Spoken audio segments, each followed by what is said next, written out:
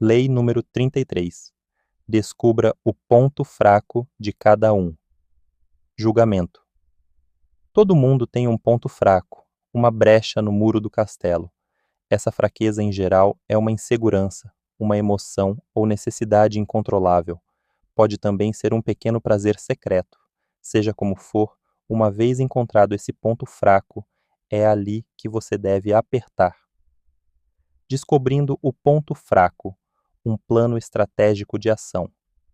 Todos nós temos resistências. Vivemos dentro de uma eterna armadura que nos defende de mudanças e intromissões de amigos e rivais. Só queremos que nos deixem fazer as coisas a nosso modo. Forçar constantemente essas resistências vai lhe custar muita energia. Uma das coisas mais importantes a respeito das pessoas, entretanto, é que todas elas têm um ponto fraco, alguma parte na sua armadura psicológica que não resistirá, que cederá à sua vontade se você conseguir encontrá-la e forçar a entrada. Algumas pessoas revelam abertamente as suas fraquezas, outras as disfarçam. Aquelas que disfarçam são as mais fáceis de destruir através dessa única brecha na armadura: o leão, a camurça e a raposa. Um leão perseguia uma camurça num vale. Estava prestes a agarrá-la, e com olhos cúpidos previa um garantido e satisfatório repasto. Parecia impossível à vítima escapar. Uma ravina profunda barrava o caminho tanto do caçador quanto da caça. Mas a ágil camurça, reunindo todas as suas forças, lançou-se como uma flecha sobre o abismo e parou do outro lado sobre uma pedra. Nosso leão deteve-se abruptamente, mas naquele momento um amigo dele passava por ali. Esse amigo era a raposa. O quê? Ela disse. Com a sua força e agilidade, você vai perder para uma fraca camurça? Basta querer e será capaz de fazer maravilhas. Embora o abismo seja profundo, se você quiser mesmo, tenho certeza de que o vencerá. Sem dúvida, você pode confiar na minha amizade desinteressada. Eu não exporia a sua vida a tanto risco se não conhecesse tão bem a sua força e destreza. O sangue do leão ferveu nas veias. Ele se atirou com toda a força ao espaço, mas não conseguiu vencer o abismo e caiu de cabeça, morrendo na queda. Então, o que fez o seu querido amigo? Desceu cautelosamente até o fundo da ravina, e lá, ao ar livre e no espaço aberto, vendo que o leão não precisava mais de elogios nem de obediência, se dispôs a prestar as últimas exéquias ao amigo morto, e de uma só vez devorou-o até os ossos. Fables, Ivan Krylov, 1768-1844. Ao planejar o seu ataque, tenha em mente estes princípios. Preste atenção a gestos e sinais inconscientes. Como disse Sigmund Freud, nenhum mortal consegue guardar um segredo. Se os lábios se calam, ele fala com a ponta dos dedos. Trai-se por todos os poros. Este é um conceito crítico na busca do ponto fraco de alguém. A fraqueza se revela em gestos aparentemente sem importância e palavras que escapam sem querer.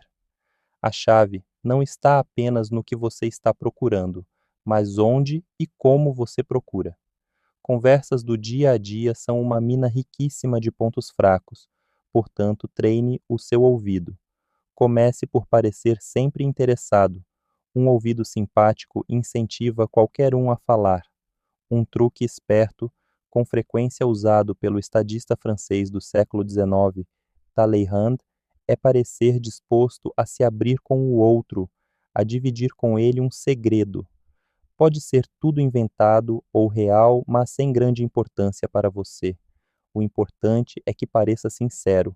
Isto, em geral, provoca uma reação não só tão franca quanto a sua, mas até mais autêntica, uma reação que revela uma fraqueza. Se você desconfia de que alguém tem um ponto fraco, sonde indiretamente. Se, por exemplo, você percebe que um homem tem necessidade de ser amado, elogie-o abertamente. Se ele aceita sofregamente o seu elogio, você está no caminho certo. Treine o seu olho para detalhes. Se a pessoa dá gorjeta ao garçom do que ela gosta, a mensagem oculta na sua maneira de se vestir. Descubra os ídolos das pessoas, as coisas que elas adoram e farão tudo para conseguir ter. Talvez você possa lhes proporcionar essas fantasias. Lembre-se, como todos tentamos esconder nossas fraquezas, há pouco o que aprender com nosso comportamento inconsciente. O que vem filtrado nas pequenas coisas que fogem ao nosso controle consciente é o que você quer saber. Descubra a criança desamparada. A maioria das fraquezas começam na infância, antes que o ego construa defensas compensatórias. Talvez a criança tenha sido mimada ou tratada com muita condescendência numa área em particular, ou talvez uma certa necessidade emocional tenha ficado insatisfeita. Quando essa criança cresce, a indulgência ou a deficiência pode ficar abafada, mas não desaparece. Conhecer uma necessidade da infância lhe dará uma poderosa chave para a fraqueza de uma pessoa. Um indício deste ponto fraco é que as pessoas em geral reagem infantilmente quando ele é tocado. Fique atento, portanto, a qualquer comportamento que já deveria ter sido superado. Se na infância as suas vítimas ou rivais não tiveram algo importante, como apoio paterno, por exemplo, forneça-o, ou o seu simulacro. Se eles revelarem um gosto secreto, um prazer oculto, satisfaça-o. De uma forma ou de outra, eles não conseguirão resistir a você. Procure contrastes. Um traço evidente quase sempre esconde o oposto. Quem bate no peito em geral é um grande covarde. Um exterior pudico pode ocultar uma alma lasciva. O certinho com frequência está louco por uma aventura. O tímido morre por um pouco de atenção. Sondando além das aparências, frequentemente você vê que o ponto fraco das pessoas é o oposto do que elas revelam. Irving Lazar, o superagente em Hollywood. Irving Paul Lazar estava certa vez ansioso para vender uma peça para Jack L. Warner, um manda-chuva dos estúdios de cinema. Tive um longo encontro com ele hoje, Lazar explicou, ao autor da peça Garson Kanin, mas não mencionei o assunto, nem toquei nele. Por que não? Perguntei.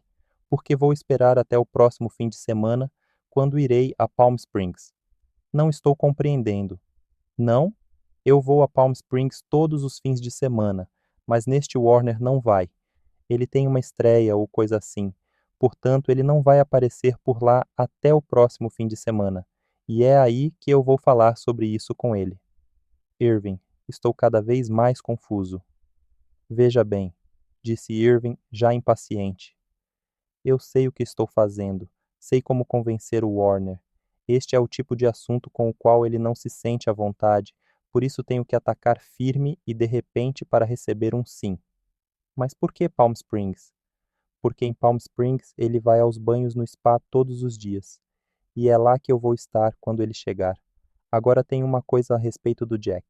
Ele tem 80 anos e é muito vaidoso, e não gosta que as pessoas o vejam nu.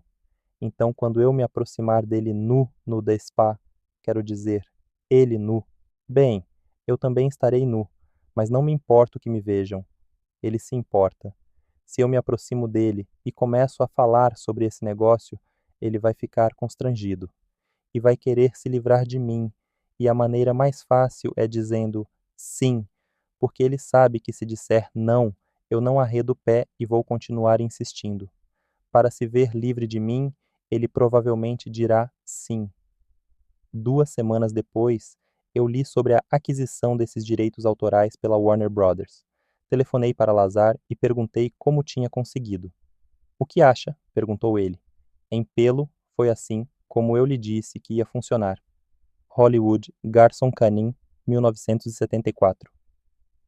Descubra o elo frágil. Às vezes, na sua busca pelo ponto fraco, o importante não é o que, mas quem.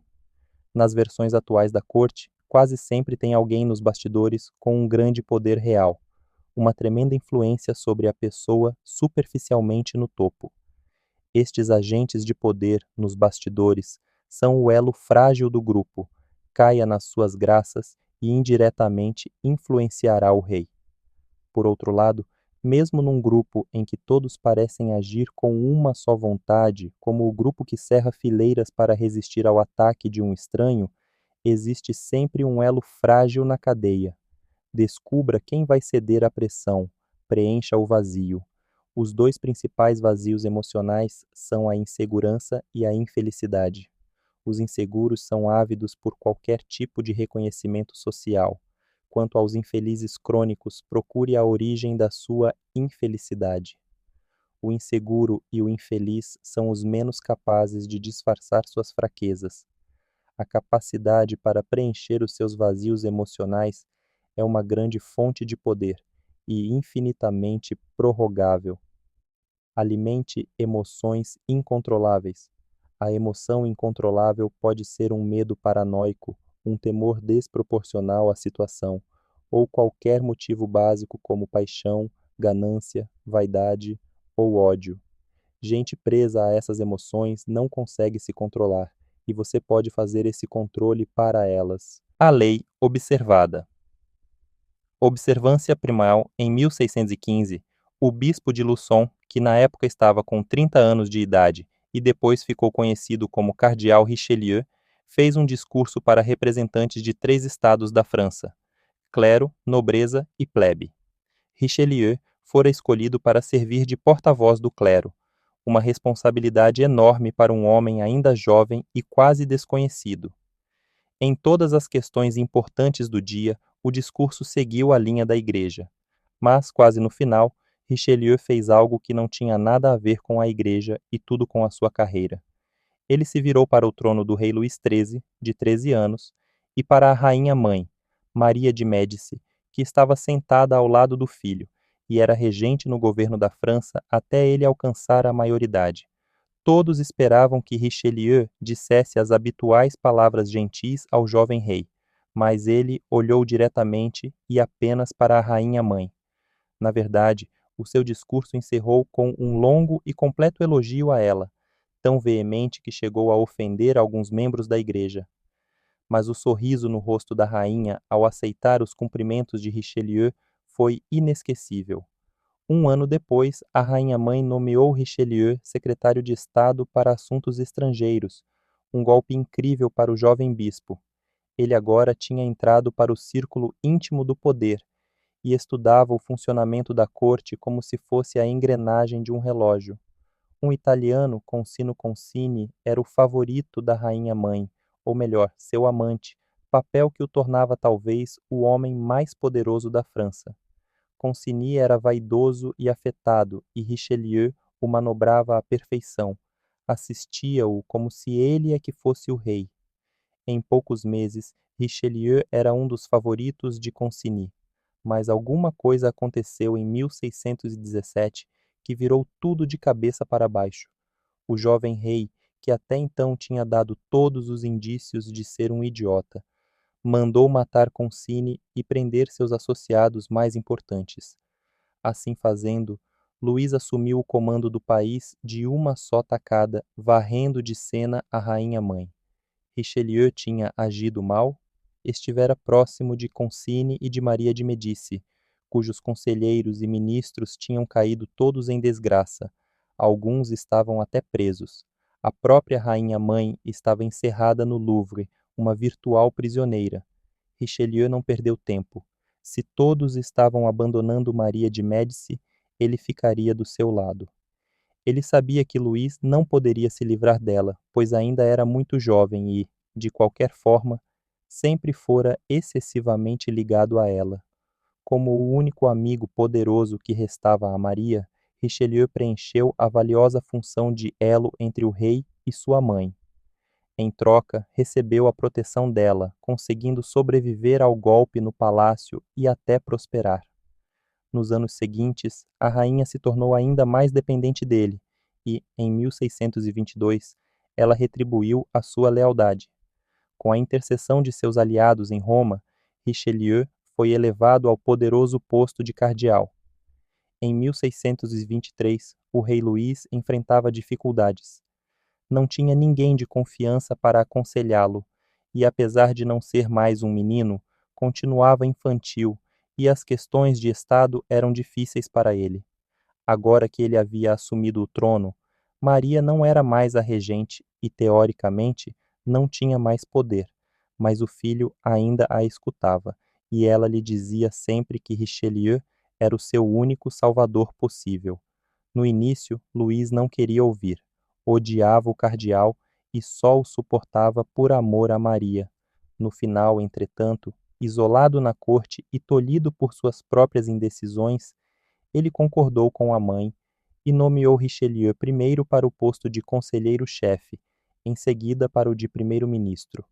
Agora Richelieu não precisava mais de Maria de Médici, deixou de visitá-la e cortejá-la, não ouviu mais as suas opiniões, até discutia com ela e contrariava seus desejos, mas se concentrava no rei, fazendo-se indispensável ao seu novo senhor.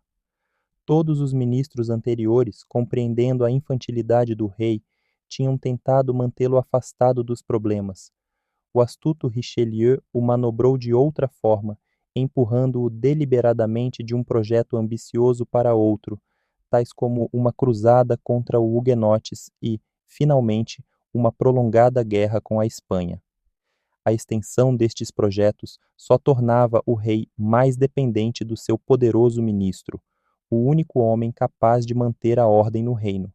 E assim, durante 18 anos, Richelieu, explorando as fraquezas do rei, governou e moldou a França de acordo com a sua própria visão, unificando o país e fazendo dele uma forte potência europeia por vários séculos. O importante são as pequenas coisas. Com o passar do tempo, comecei a procurar as pequenas fraquezas. São as pequenas coisas que importam.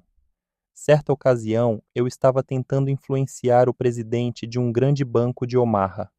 O negócio, fraude, envolvia a compra de um sistema de trens urbanos de Omaha, incluindo uma ponte sobre o rio Mississippi. Meus chefes eram supostamente alemães e eu tinha que negociar com Berlim. Enquanto aguardava notícia deles, eu apresentei a minha proposta de ações falsas de uma mina.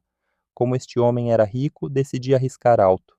Enquanto isso, eu jogava golfe com o banqueiro, frequentava a sua casa, ia ao teatro com ele e a esposa.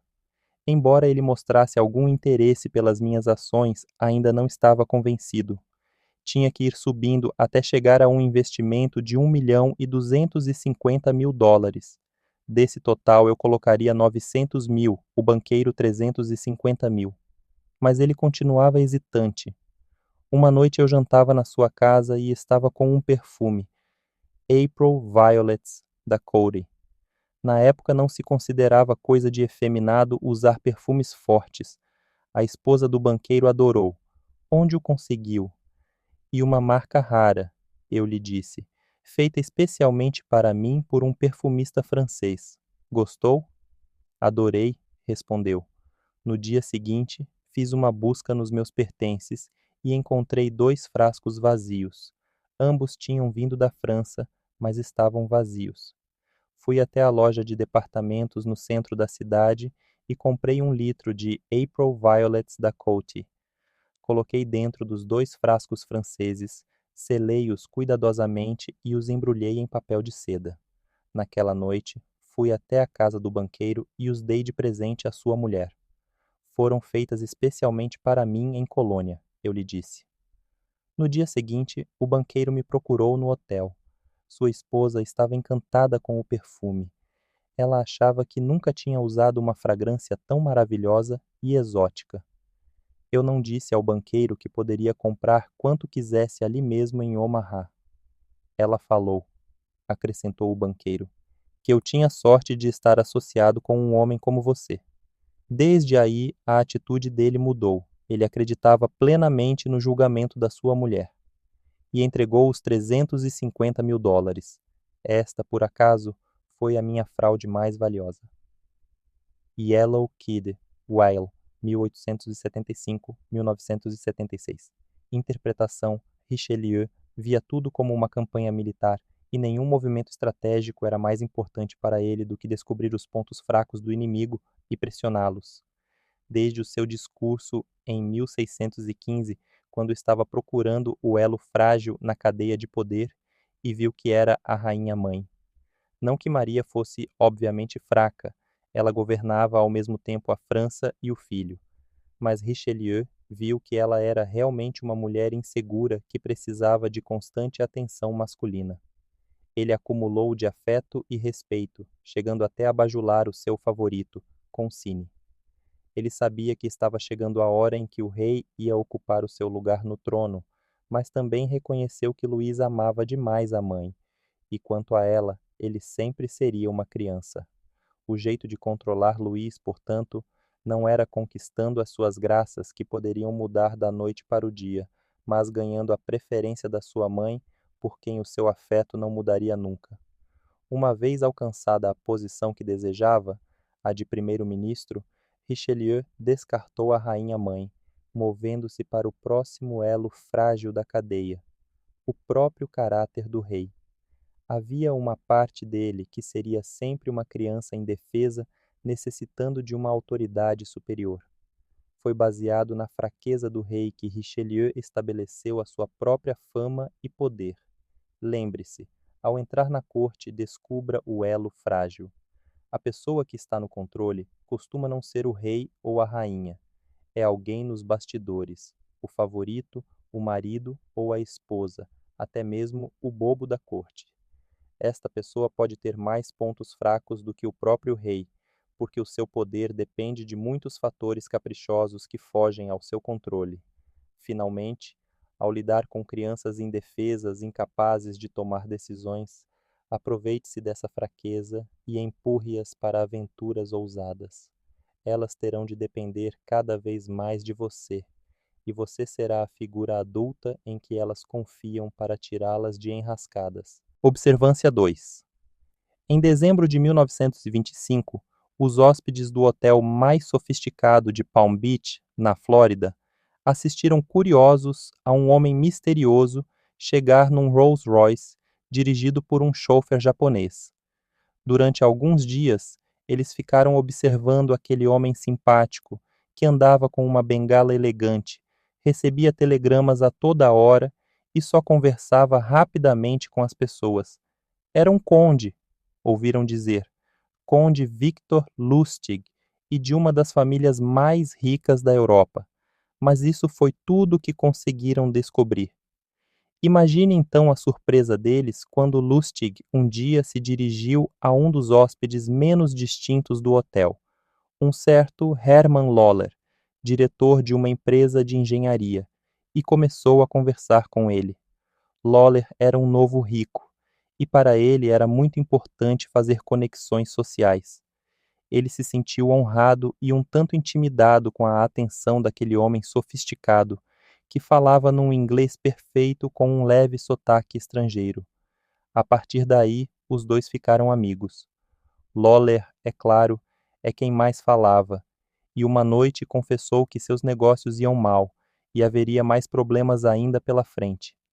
Em troca, Lustig confessou ao seu novo amigo que ele também passara por sérias dificuldades financeiras. Os comunistas haviam confiscado as terras da família e todos os seus bens.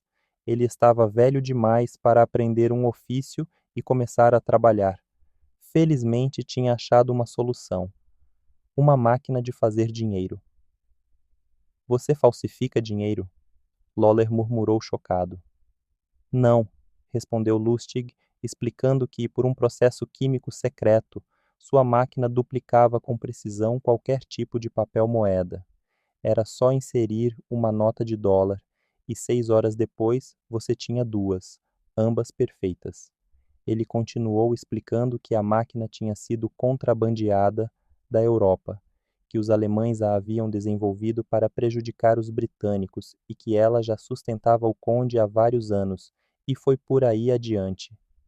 Quando Loller insistiu numa demonstração, os dois foram ao quarto de Lustig, onde o conde mostrou uma magnífica caixa de mogno cheia de ranhuras, manivelas e mostradores. Loller observou Lustig enfiar uma nota de dólar na caixa. Evidentemente, na manhã seguinte, bem cedo, Lustig retirou duas notas, ainda úmidas das substâncias químicas. Lustig deu as notas para Loller, que imediatamente as levou ao banco local, que as aceitou como autênticas. Agora, o empresário implorava febrilmente para que Lustig lhe vendesse a máquina. O conde explicou que só existia uma. Então, Lawler lhe fez uma oferta generosa. $25.000, na época uma quantia considerável, mais de $400.000 hoje. Ainda assim, Lustig parecia relutar. Não se sentia bem fazendo o amigo pagar tanto, mas acabou concordando com a venda. Afinal de contas, disse ele, não importa o que você vai me pagar. Em poucos dias você recupera tudo, duplicando as suas próprias notas. Fazendo Lawler jurar que jamais revelaria a ninguém a existência da máquina, Lustig aceitou o dinheiro. Mais tarde, naquele mesmo dia, ele deixou o hotel. Um ano depois, após muitas tentativas em vão de duplicar as notas, Lawler finalmente procurou a polícia para contar a história de como o conde Lustig o havia enganado com um par de notas de dólar, algumas substâncias químicas e uma caixa de mogno inútil. Interpretação. O conde Lustig tinha um olho de lince para as fraquezas alheias. Ele as discernia nos mínimos gestos. Lawler, por exemplo, exagerava nas gorjetas, parecia nervoso nas conversas com o zelador, falava muito alto dos seus negócios. Sua fraqueza, Lustig sabia, era a necessidade de reconhecimento social e o respeito que ele achava que merecia porque era rico. Era também cronicamente inseguro. Lustig estava no hotel atrás de uma vítima. Em Lawler, ele identificou o otário perfeito, um homem ávido por alguém que preenchesse o seu vazio psíquico. E por falar nisso, existe um outro fato que merece atenção. É o seguinte: um homem revela o seu caráter na maneira como lida com ninharias, pois é quando ele se descontrai. Esta, em geral, é uma boa oportunidade para observar o infinito egoísmo da natureza de um homem e a sua total falta de consideração pelos outros. E se estes defeitos se mostram nas pequenas coisas, ou simplesmente nas atitudes dele em geral, você verá que elas também fundamentam suas ações em questões importantes, embora ele possa disfarçar isso. Esta é uma oportunidade imperdível. Se nas pequenas coisas do dia a dia, as ninharias da vida, um homem não tem consideração e busca apenas o que lhe é vantajoso ou conveniente, em prejuízo dos direitos alheios. Se ele se apropria do que pertence a todos igualmente, pode ter certeza de que no seu coração não há justiça, e ele seria um grandíssimo salafrário se a lei e a coerção não lhe tolhessem as mãos. Arthur Schopenhauer, 1788-1860. Ao lhe oferecer a sua amizade, Lustig sabia que estava lhe oferecendo o respeito imediato dos outros hóspedes.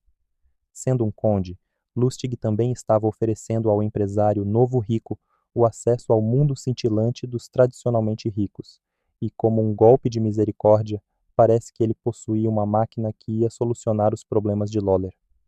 Até o colocaria em pé de igualdade com o próprio Lustig, que também tinha usado a máquina para manter o seu status. Não surpreende que Lawler tenha mordido a isca. Lembre-se, na sua busca de um otário, procure sempre o insatisfeito, o infeliz, o inseguro.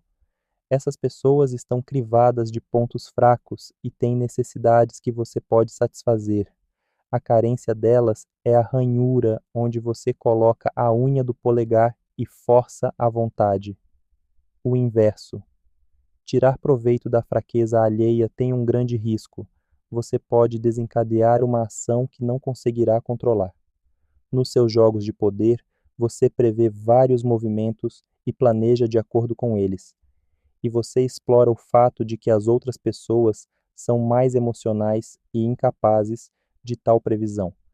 Mas se você se aproveita das vulnerabilidades delas, das áreas sobre as quais elas têm menos controle, poderá desencadear emoções que alterarão seus planos. Force o tímido a ser ousado, e ele poderá exagerar. Responda à necessidade que ele tem de atenção e reconhecimento, e ele poderá precisar de mais do que você quer lhe dar. O elemento impotente, infantil, do qual você está se aproveitando pode se virar contra você. Quanto mais emocional for a fraqueza, maior o potencial de risco. Conheça os limites deste jogo, portanto, e não se deixe entusiasmar pelo controle que tem sobre suas vítimas. Você quer o poder, não a emoção do controle.